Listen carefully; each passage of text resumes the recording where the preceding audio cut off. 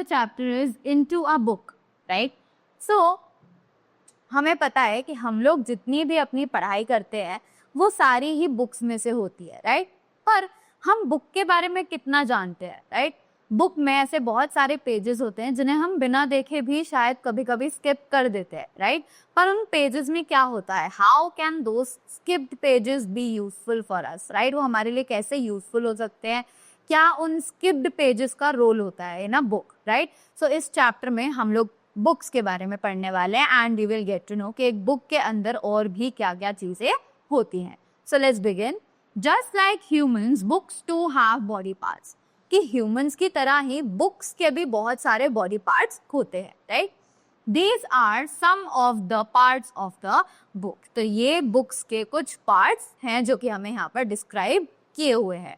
So as you can see that this part of the book is known as head, right? इसको हम head बोलते हैं. Clear? After that जो front page होता है book का उसको हम लोग बोलते हैं फ्रंट कवर, राइट? क्या बोला जाता है उसको?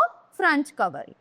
अब जो बुक के पीछे का साइड होता है that is known as the back cover, right? Book के पीछे वाला साइड कहलाता है as back cover. After that next जो अंदर पेजेस होते हैं इनको बोला जाता है text block.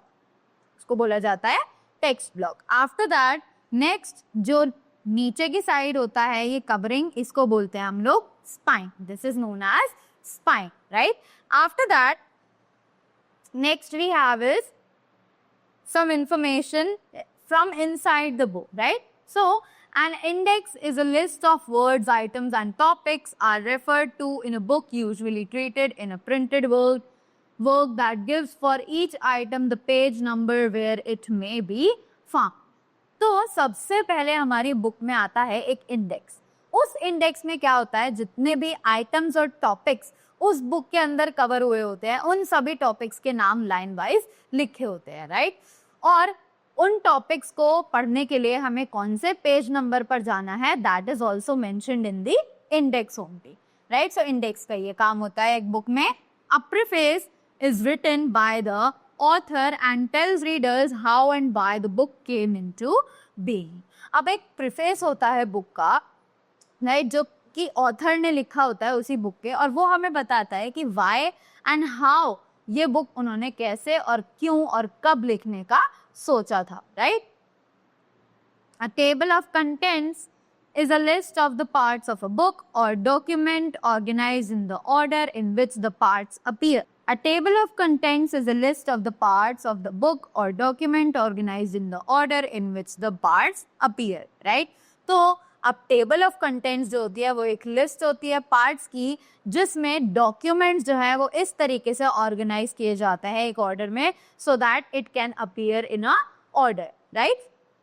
A glossary is a list of the terms related to a particular text explaining their meanings. अब glossary जो होती है वो एक ऐसी लिस्ट होती है उन वर्ड्स की जो वर्ड्स उस बुक में शायद न्यू है और उनका मीनिंग आपको नहीं पता है, राइट? सो ग्लॉसरी में जितने भी ऐसे वर्ड्स होते हैं वो वर्ड्स एक साथ लिखे जाते हैं और साथ ही साथ उनके मीनिंग्स भी वहाँ पर मेंशन होते हैं. After that a foreword is a short piece of writing often found at the beginning of a book written by someone other than the author of the book. अब एक फॉरवर्ड जो होता है वो एक शॉर्ट पीस होता है लिखा हुआ, ठीक है, जो कि हमें मिलता है यूजुअली बुक के बिगिनिंग में, राइट? जो बुक के बारे में किसी और ने लिखा होता है उस बुक को पढ़ने के बाद, right?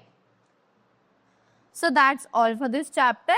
I hope you all have learned more about a book, like what are its parts and what are the parts inside the book, right?